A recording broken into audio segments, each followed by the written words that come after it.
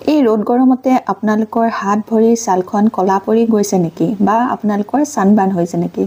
যদি আপোনালোকৰ হাত ভৰি ডিঙি পিঠিৰ ছালখন ৰ'দ গৰমত কলা পৰি গৈছে তেতিয়াহ'লে মাত্ৰ এবাৰতে এই ৰেমেডিটোৰ সহায়ত আপোনালোকে আপোনালোকৰ ছালখন বগা কৰিব পাৰিব।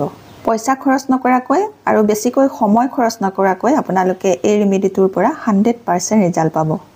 হাই ফ্ৰেণ্ডছ, আপোনালোক সকলোকে মোৰ অসমীয়া হাউচৱাইফ চেনেলৰ নতুন এটা ভিডিঅ'লৈ স্বাগতম জনাইছোঁ। আশা ৰাখিছোঁ আপোনালোক সকলো ভালে আছে। আজি মই আপোনালোকলৈ লৈ আহিছোঁ খুব বঢ়িয়া এটা বডি পলিচিং। আপোনালোকৰ গোটেই গাৰ স্কিনখন যদি কলা পৰিছে বা ছানবাৰ্ণ হৈছে তেতিয়াহ'লে আপোনালোকে এই বডি পলিচিংটো যদি আপোনালোকৰ স্কিনত লগায় তেতিয়াহ'লে আপোনালোকৰ স্কিনখন বগা হ'বলৈ সহায় হ'ব। স্কিনত লাগি থকা মলি লেতেৰা ধূলি বালি পলিউশ্যন এই সকলোবোৰ দূৰ কৰিবলৈ সহায় কৰিব। আগন্তুক দুৰ্গা পূজা আহি আছে। এই দুৰ্গা পূজাৰ উপলক্ষে আমি সকলো মহিলাই পাৰ্লাৰলৈ আৰু বিভিন্ন ধৰণৰ facial, hair straightening, hair spa এনেকুৱা ধৰণৰ শৰীৰৰ যত্নবোৰ ল'বলৈ যাওঁ আৰু এই যত্নখিনি কৰিবলৈ যাওঁতে আমি বহুতো পইচা খৰচ কৰিবলগীয়া হয়। এই পইচাখিনি খৰচ নকৰাকৈ আপোনালোকে শৰীৰটো যত্ন ঘৰতে কৰিব পাৰিব। আগন্তুক দুৰ্গা পূজা আহি আছে। মই বিভিন্ন ধৰণৰ বিউটি টিপছবোৰ আপোনালোকলৈ আগবঢ়াই থাকিম। আপোনালোকে পইচা খৰচ নকৰাকৈ এই বিউটি টিপছবোৰ ইউজ কৰি আপোনালোকৰ ছাল চুলিৰ যত্ন কৰিব পাৰিব পূজাৰ বাবে। গতিকে আপোনালোকে চেনেলটো ছাবস্ক্ৰাইব কৰি ল'লে আৰু ছাবস্ক্ৰাইব কৰিবলৈ হ'লে আপোনালোকৰ মোবাইলৰ স্ক্ৰীনৰ তলতে থকা ছাবস্ক্ৰাইব বটনটো টিপি দিব। ওচৰতে এটা বেল ওলাব, বেলটো টিপি দিব। তেতিয়া মোৰ আহিবলগীয়া সকলোবোৰ ভিডিঅ' নটিফিকেশ্যন আপোনালোকলৈ সোনকালে যাব আৰু আপোনালোকে সোনকালে ভিডিঅ'সমূহ চাবলৈ পাব। ব'লক ষ্টাৰ্ট কৰোঁ আহক।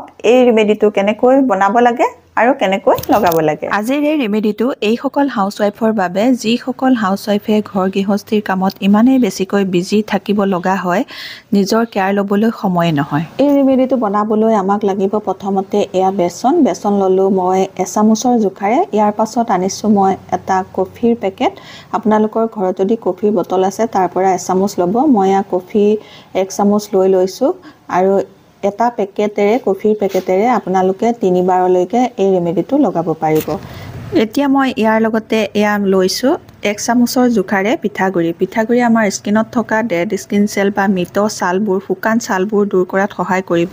পিঠাগুড়ি দি লোৱাৰ পাছত ইয়াতে এতিয়া মই মিক্স কৰিম আন এবিধ স্কিনৰ কাৰণে ভাল বস্তু। সেইবিধ হৈছে এয়া মচুৰ দাইলৰ গুড়া। মচুৰ দাইলৰ গুড়াই আমাৰ স্কিন কলা পৰা সমস্যা দূৰ কৰিব পাৰে, ছানবাৰ্ণো সোনকালে দূৰ কৰিব পাৰে। সেইকাৰণে মই এই ৰেমেডিটোত মচুৰ দাইলৰ গুড়াও মিক্স কৰি লৈছোঁ। মিক্স হোৱাৰ পাছত মই ইয়াতে আৰু এবিধ বস্তু এতিয়া মিক্স কৰিম। সেইবিধ বস্তু হৈছে এয়া খোৱা ছ'ডা আধা চামুচ। খোৱা ছ'ডা আধা চামুচ মই ল'লোঁ। আপোনালোকে খোৱা ছ'ডাই ল'ব, বেকিং পাউডাৰ নল'ব। খোৱা ছ'ডাটো ল'লে যিটো ভাল ৰিজাল্ট পাব আপোনালোকে বেকিং পাউডাৰ ল'লে তেনেকৈ ভাল ৰিজাল্ট নাপাব। এতিয়া মই ইয়াৰ লগতে মিক্স কৰিম অকণমান নাৰিকল তেল। নাৰিকল তেলটো মই আধা চামুচৰ জোখাৰে লৈ ইয়াৰ লগতে মিক্স কৰি লৈছোঁ যাতে আমাৰ স্কিনখন বেছিকৈ ড্ৰাই হৈ নাযায়। সেইকাৰণে মই নাৰিকল তেলো মিক্স কৰিছোঁ। ইয়াৰ পাছত আনিছোঁ এয়া নেমুৰ ৰসটো মই 3-4 চামুচৰ জোখাৰে মিক্স কৰিম। এতিয়া মই অলপমান মিক্স কৰি এয়া চালোঁ অকণমান কম হৈছে, সেইকাৰণে মই আকৌ অকণমান নেমুৰ ৰস এয়া মিক্স কৰি লৈছোঁ। নেমুটোৱে আমাৰ স্কিনখন চাফা কৰিবলৈ সহায় কৰিব। ইয়াৰ পাছত মই আনিছোঁ এয়া শ্বেম্পু ল'ব পাৰে আপোনালোকে, নহ'লে আপোনালোকে বডি যিটো শ্বেম্পু হয় বডি শ্বেম্পু ল'ব পাৰে। এনেকৈ আপোনালোকে ইয়াৰ লগতে মিক্স কৰি ল'ব। মই ল'লোঁ শ্বেম্পু ল'লে আপোনালোকে ভাল ৰিজাল্ট পাব। ইয়াৰ পাছত গোটেইকেইটা বস্তু মই ভালকৈ এয়া মিক্স কৰি ল'লোঁ। মিক্স কৰি লোৱাৰ পাছত দেখিছে খুব ধুনীয়া এটা ক্ৰিমি টাইপত হৈ গৈছে। এনেকৈ আপোনালোকে এইটো বনাই ল'ব। বনাই লোৱাৰ পাছত এইটো কেনেধৰণে ব্যৱহাৰ কৰিব লাগে সেই ব্যৱহাৰ কৰা নিয়মটো মই আপোনালোকক পিছলৈ দেখুৱাই আছোঁ। এতিয়া এই বডি স্ক্ৰাবটো লগাব লাগিব আৰু তাৰ কাৰণে লাগিব কুহুমীয়া গৰম পানী। মই প্ৰথমতে এয়া গৰম পানী 2 মগ ল'লোঁ। বেছি গৰম হোৱাৰ কাৰণে মই ইয়াতে ঠাণ্ডা পানী মিক্স কৰিছোঁ। ঠাণ্ডা পানীও মই 3-4 মগ ইয়াতে এয়া লৈছোঁ। এই বডি স্ক্ৰাবটোৰ পৰা আপোনালোকে বহুত ভাল ৰিজাল্ট পাব। মাত্ৰ এবাৰতে আপোনালোকৰ স্কিনখন জিলিকি উঠিব। আপোনালোকে পইচা খৰচ নকৰাকৈ এই ৰেমেডিটো ঘৰতে বনাই ব্যৱহাৰ কৰিব পাৰিব। এতিয়া মই সেই গৰম পানীখিনিতে ভৰিকেইটা তিয়াই লৈছোঁ আৰু হাতে ভৰিয়ে গোটেইখিনি গৰম পানীত তিয়াই লৈছোঁ। কুহুমীয়া গৰম পানী লৈছোঁ, বেছি গৰম পানী নহয়, কুহুমীয়া গৰম পানী তিয়াই লোৱাৰ পাছত 5 মিনিট এনেদৰে ৰাখি থ'লোঁ। ৰাখি থোৱাৰ পাছত এতিয়া মই এই ৰেমেডিটো লগাইছোঁ। প্ৰথমতে হাতত লগাই লৈছোঁ। 2খন হাততে মই এতিয়া লগাই ল'ম। লগাই লোৱাৰ পাছত মই ভৰিটো লগাম। হাত আৰু ভৰিতনো কোনে পাৰ্লাৰলৈ গৈ পইচা খৰচ কৰিব, সেইকাৰণে এই উপায়টো আপোনালোকে ঘৰতে কৰিব পাৰিব। এই ৰেমেডিটোত আপোনালোকে পইচাও খৰচ কৰিব নালাগে আৰু বেছিকৈ সময়ো খৰচ কৰিব নালাগে। খুব কম সময়ৰ ভিতৰতে আপোনালোকে হাত ভৰি ক'লা পৰা সমস্যা দূৰ কৰিব পাৰিব। এতিয়া মই ভৰিটো লগাই ল'লোঁ। ভৰিটো লগাই লোৱাৰ পাছত এতিয়া মাছাজ কৰিম। এনেকৈ আপোনালোকে লগাই লোৱাৰ পাছত 5 পৰা 7 মিনিট খুব ভালকৈ হাত আৰু ভৰি মাছাজ কৰি দিব। এনেকৈ মাছাজ কৰিলে স্কিনখনত লাগি থকা যিবোৰ লেতেৰা সেইবোৰো চাফা হ'ব, মলি চাফা হৈ যাব। লগতে যিবোৰ ডেড স্কিন চেল লাগি থাকে ছালত, সেই ডেড স্কিন চেলবোৰ মাছাজ কৰিলে আঁতৰি যাব আৰু স্কিনখনৰ উজ্জ্বলতা আহিব আৰু ক'লা দাগ দূৰ হ'ব।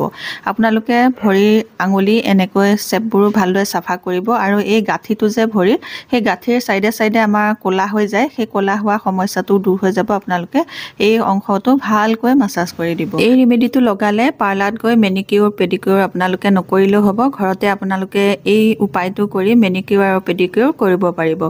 এতিয়া আপোনালোকে এনেকৈ মাছাজ কৰি ল'ব।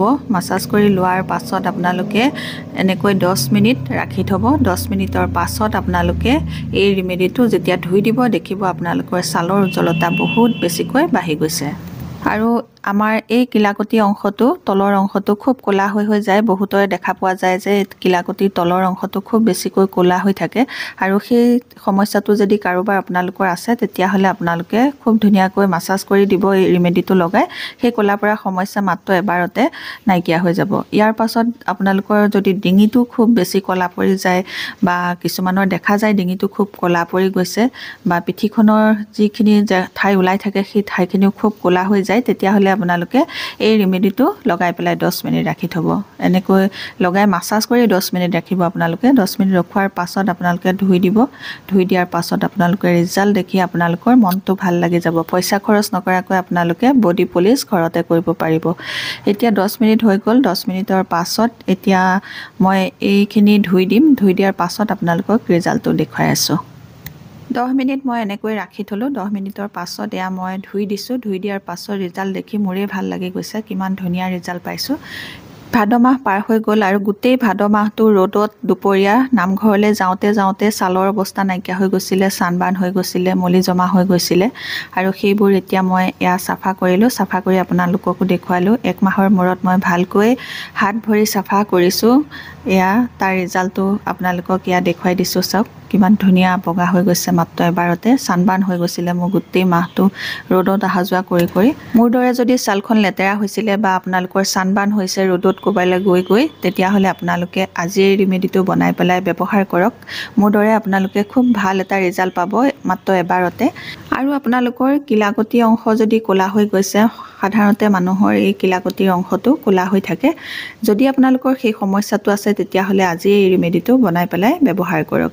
এনেকৈ যদি আপোনালোকে এই ৰেমেডিটো বনাই কিলাকতিত লগাই খুব ভালকৈ মাছাজ কৰি দিয়ে, তেতিয়াহ'লে সেই ক'লা পৰা সমস্যা দূৰ হৈ যাব। এতিয়া দেখিছেনে কিমান ধুনীয়া ৰিজাল্ট। দুইটা হাতৰে কিমান ধুনীয়া গ্ল' আহিছে আৰু চিকমিকাই গৈছে। স্কিনখন ভালদৰে মানে চাফা হৈ গৈছে, মলিবোৰো গুচি গৈছে, লগতে চানবাৰ্ণো একেবাৰে দূৰ হৈ গৈছে। হাতটো ধুই ল'লোঁ ভালকৈ। ধুই লোৱাৰ পাছত ৰিজাল্টটো চাওক কিমান ধুনীয়া। আপোনালোকে এনেকৈ এই ৰেমেডিটো ব্যৱহাৰ কৰিব, ভাল ৰিজাল্ট পাব। আপোনালোকে যদি এই ৰেমেডিটো ভাল পাইছে, তেতিয়াহ'লে সোনকালে মোৰ চেনেলটো ছাবস্ক্ৰাইব কৰিব আৰু যদি ফেচবুকত চাই আছে, তেতিয়াহ'লে মোৰ ফেচবুক পেজটো ফ'ল' কৰি ল'ব।